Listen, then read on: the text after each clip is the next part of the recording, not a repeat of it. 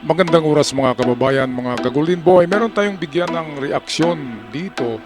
Itong matapang na pahayag ni Gibo Teodoro at ang pagdepensa ni Gibo Teodoro sa WPS noong nakaraang Shangri-La Dialogue May 29 to 31. Yan ay annual Shangri-La Dialogue na nagaganap sa Singapore.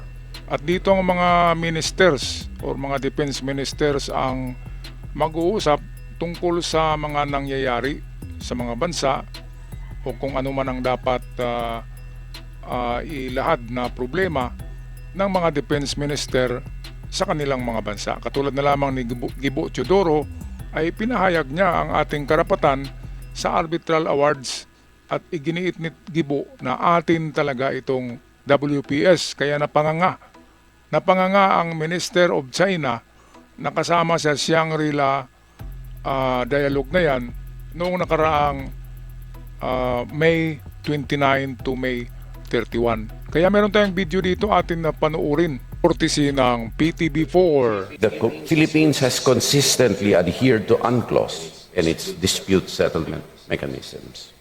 Any diminution of UNCLOS cannot be accepted under the Philippine Constitution.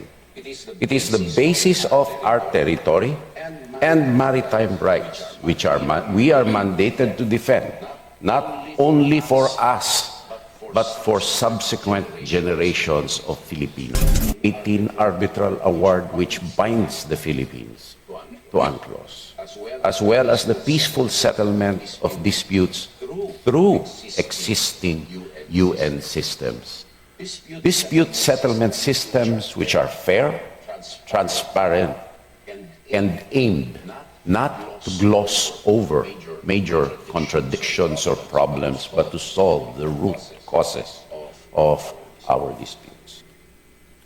Through UNCLOS, the international community has recognized the extent of sovereignty, rights, and entitlements that we seek to protect. And on the basis of Pacta Sunt Servanda, we in turn will exercise these rights and entitlements in full accord with the norms and expectations of the international community. We do this openly and transparently, with nothing to hide. Third, ASEAN centrality. We will do our part in defending the autonomy of ASEAN member states and in ensuring that Southeast Asia remains peaceful, stable, and free from undue influence of any single hegemon, particularly those that have interests actively antagonistic to any of our member states. Now we recognize that we have divergence of views and interests, especially in the maritime sphere. Nevertheless, we hold true to the original ideals of ASEAN, that in diversity lies our strength, and through genuine autonomy, we will establish the basis of our unity. Thus, in our capacity as chair of the ADMM and the ADMM Plus, we will strive to preserve and enhance our internal cohesion and resist external attempts to speak for ASEAN. Fourth, deterrence.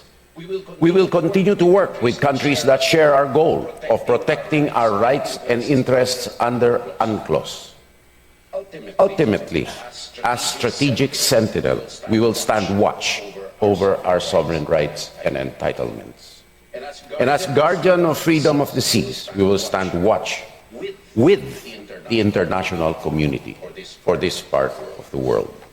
This vision is already coming to life through our ever-expanding network of allies and partners. We have conducted maritime cooperative activities with partners such as the United States, Japan, Australia, New Zealand, Canada, France, and India. And we are open to participation of other countries that share our commitment to a free and open Indo-Pacific. May I make note that none of the ASEAN countries has ever claimed that these maritime cooperative activities are destabilizing to regional peace and security. In a similar vein, we have robust ties with our neighbor and fellow archipelagic country, Indonesia, and we welcome its enhanced defense partnerships with our treaty partners, Australia, Japan, and the United States. These developments reflect a shared recognition across the Indo-Pacific that we need more convergence. Understandably, it is a challenge for countries to find common ground while attending to our own national interests. Nonetheless, this exercise has been facilitated by growing concern over certain actors' behavior against its much smaller neighbors. To this day, the People's Republic of China, upon, and it is our assertion, upon whom the 2016 arbitral award is legally binding, continues to disregard it. I would like, therefore, to reiterate that the refusal to participate in Annex 7 proceedings under UNCLOS by a party that ratified UNCLOS does not absolve that party of responsibility to comply with the judgment of the arbitral tribunal. The refusal to participate and subsequent denial of the tribunal's jurisdiction and validity of its award is contrary to international law. Instead of honoring their obligations under UNCLOS, the PRC exhorts the Philippines to, quote, return to the path of negotiations, unquote. This reflects what retired Indian Foreign Secretary Vijay Gokhale describes in his recently published book, China Wars, as a, quote, talk and take strategy, unquote. In the context of the South China Sea, the author wrote, and I quote, the diplomacy gives the impression of restraint and a commitment to a peaceful negotiation, even as the ground realities are fundamentally altered, unquote. This is consistent with a pattern of behavior that we have seen exercised against the Philippines. To name but one example, former U.S. Representative Mike Gallagher and Aaron McLean wrote in Foreign Affairs that during the Korean War, communist forces who were losing on the battlefield shifted to negotiations where they could still achieve what they could not win by force. For the PRC, therefore, in the Philippine experience, negotiations are therefore not a path to conflict resolution, but a means of gaining advantage. And we will not be deceived. Okay, so will not be deceived. Kailangan hindi tayo maluko ng China dahil sa yung sinabi ni Gibo na nagkaroon ng giyera ang China sa isang bansa and then natalo sila. Ay ang China ang humingi ng itong parang mga kondisyones. At para maipanalo nila ang hindi nila maipanalo sa giyera ay maipanalo nila sa parang arbitral awards yung doon tayo nagrereklamo. Pero ngayon na dahil tayo'y nanalo sa arbitral awards ay ayaw tayong kilalanin ng China na tayong inaawardan ng United Nations UNCLOS na sinasabi. Ayaw tayong i-recognize ng China na atin talaga at ayaw nilang i-recognize ang Arbitral Awards 2016 na ibinigay sa Pilipinas na nagsasabi na atin ang WPS. Kaya yan ang napakalaking panluloko ng China sa atin. Kaya dito sa sinabi ni Gibo, harap-harapan, kaharap niya talaga yung China Defense Minister, ay talagang walang maisabi, walang mai-counter na mga salita ang Defense Minister ng China dahil alam ng Defense Minister na talagang niluluko tayo at kinukuha tayo sa dahas, kinukuha tayo sa puwersa at sa takutan. Takutan ang laro ng China sa Pilipinas. Alright, so ayun, kung pag-usapan ay legal na mga batas sa karagatan, sa pag-angkin ng mga kapuluan, ang Pilipinas na ang nanalo talaga.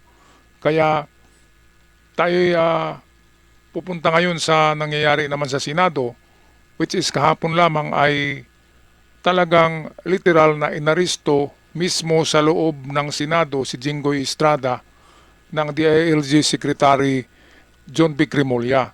At nagkaroon nga ng sigawan doon dahil ayaw iparisto ni Cayetano eh. Ngayon, sinabi na ni John Vic na tama na at sumubra na kayo. Dalawa na.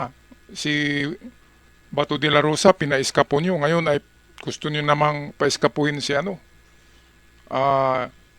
itong si Senator Jinggoy de Onggoy Estrada.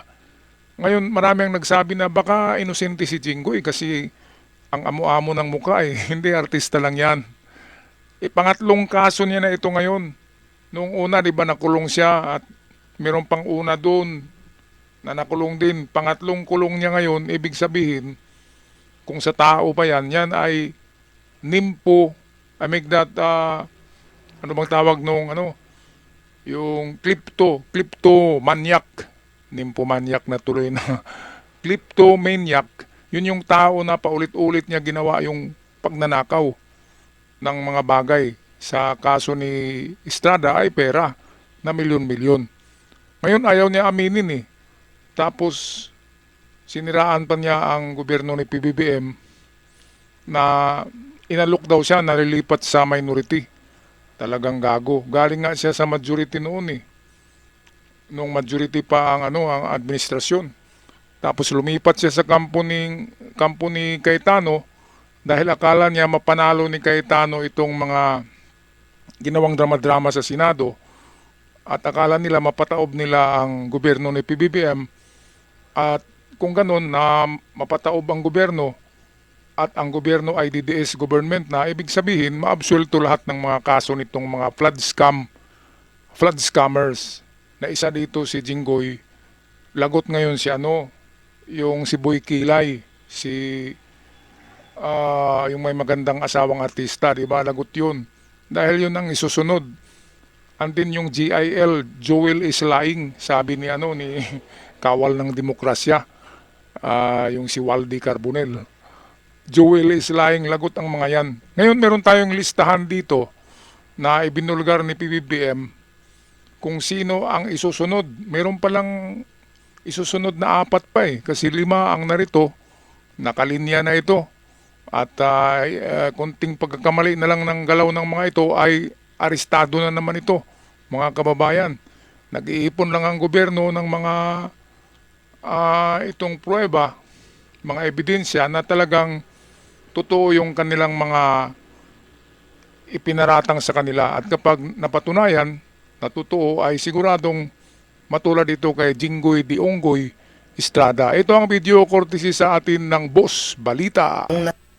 Ito na mga boss, kakapasok lang na balita. Grabe si PBBM, ginulat ang Senado. Ubus ng mga senador. Naiyak si Bato, Robin Marcoleta, Jinggoy, Escudero, Villanueva, Aimee, kulong na sabay-sabay. Base sa impormasyong nakalap natin sa social media, mismo si Pangulong Bongbong Marcos nang nagsalita na hindi siya papayag makaboto online lang si Senator Bato. Dahil kung importante daw kasi sa impeachment ang kanyang boto ay dapat pumasok daw si De La Rosa. Baka pamarisan na daw kasi siya ng ibang senador na may kasong kulong. Una sa listahan niya si Senator Jinggoy, sunod si Senator Joel Villanueva, pangatlo si Rodante Marcoleta, pang-4 si Senator Francis Chis Escudero, pang-5 si Senator Robin Padilla, at panghuli si Senator Aimee Marcos. Ginagawa na lang daw kasing taguan ng mga puganting senador ngayon ng Senado. Pag ayaw nilang magpakulong, tatakbo sila kay Cayetano, magpapalabas pa ng kunyaring may putukan. Kaya napapailing na lang daw si Pangulong Bongbong Marcos. Noong sila daw kasi dati ang mga senador, wala daw ganito sa kanilang panahon. Kaya ito sabay-sabay natin panoorin kung paano si President Bongbong Marcos grabe ginulat ang Senado. Ubos na ang mga senador. Naiyak si Senator Bato, Senator Robin, Senator Marcoleta at Senator Jinggoy, at Senator Escudero at Villanueva, Aimee Marcos kulong na sabay-sabay. Tara, panoorin natin to. Yan, so patay kayo ngayon. Itong mga didilis na didish.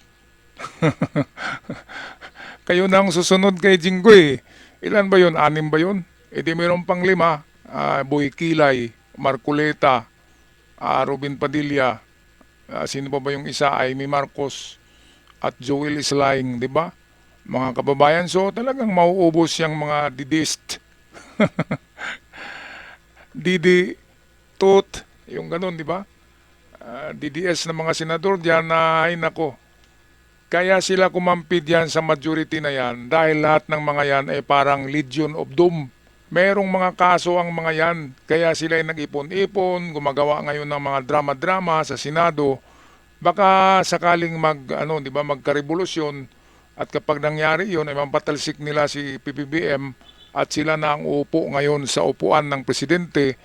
At yan na yung time na maabsuelto lahat ng kaso ni Bato, ni Joel Islaing, ni Escudero, da Caldero, sino pa ba, ay may Marcos na Babalina, pati na yung Ruben Padilla, meron ding kaso yan, mga kababayan.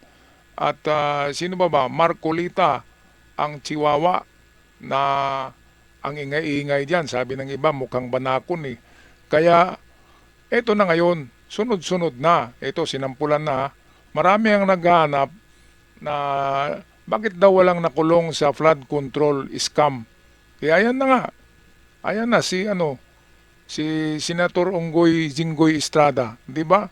Pangatlong beses na yan na nagnakaw eh. Ano bang tawag diyan eh? Di kleptomaniac. Kapag ganyan na paulit-ulit ang ginawa, ibig sabihin totoo yan.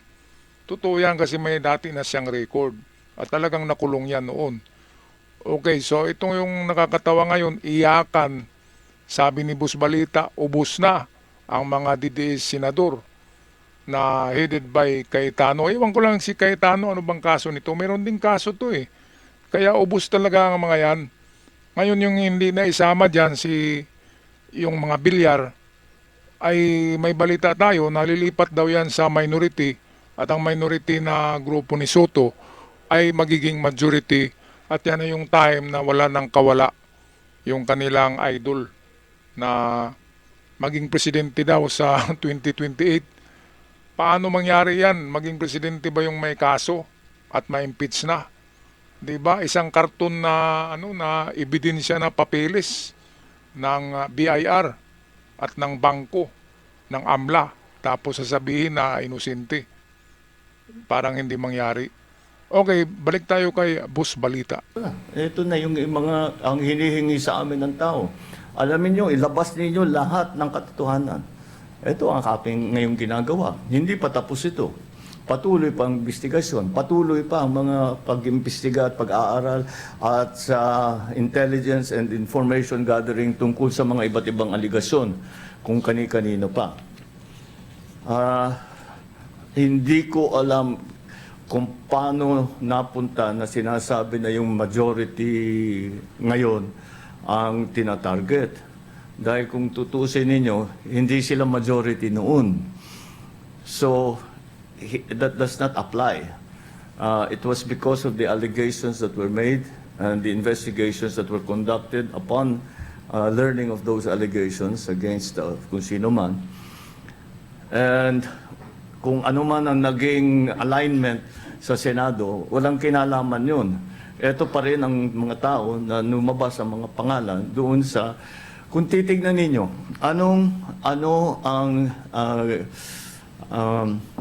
kung saan pinagbabasihan lahat itong mga ito, ay doon sa testimonya sa Blue Ribbon Committee. Doon naman lumabas lahat ito. So, binigay ng Blue Ribbon Committee sa Ombudsman at sa DOJ, ang mga findings sila, ito ang naging resulta ngayon. So it has nothing to do with the alignment. Kung magbago yan, the alignment is different again tomorrow. I'm not saying it will be, but if the alignments are different again in terms of the majority, paano mo sasabihin pag nagbago na naman yan? So walang kinalaman yung majority, minority sa Senado. Ito ang dahil sa resulta ng mga investigasyon ng Blue Ribbon Committee at ang iba't ibang ahensya ng pamahalaan. Ayan, so talagang merong investigasyon yan mga kababayan, mga ka-Golden Boy. Hindi yan yung turo ng turo na lang na parang martial law na biglang nakulong, walang kasalanan. Dito, meron talagang mga initial tinatawag na motu proprio. Yung inimbestigahan nila ng personal na pag-imbestiga and then inimbestigahan din nitong Sandigan Bayan. Of course, kapag public servant ka na may kaso, ang unang kakaso sa iyo ay ang Sandigan Bayan sa Ombudsman, mga kababayan. Kaya lagot na dito itong may mga ginagawang katarantaduhan, lalo na sa flood control scam. Kasama nga pala ni Jinggoy D. Onggoy Estrada, si Secretary Bunuan ng DPWH. Kulong ang mga galunggong na yun, mga kababayan. Kaya ito na yung unang sample at mayroong susunod yan. Kaya iyakan na ang mga DDS senador, iyakan na lahat sila dyan dahil isa-isa talaga silang titingnan yung mga kaso. Si Robin Hood may kaso yan sa armas eh. Yan ay nagkaroon lang yan ng parol dahil kay President Ramos yata yun, yung nakumpiska sa kanya ang napakaraming armas, di ba, na walang mga papeles. Pero binigyan siya ng pardon, parang pardon ni President Ramos. Pero bala ko yun ay halongkatin yun eh, para mabigyan ng kaso itong Robin Hood na ito at matigil na yung kanyang ingay at tatakbo pang Vice President. Naku, anong mangyari sa Pilipinas? Hindi nga tayo bumuto kay Manny Pacquiao tapos ibubuto natin yung Robin Padilla na yan. Anong mangyayari sa Pilipinas, mga kababayan? Alright, so kung magpapaalam na, anong masasabi nyo pag-comment sa ating comment section. Maraming salamat sa mga bagong nag-subscribe at visitors at sa aking avid followers. Ako'y magpapasalamat sa lahat.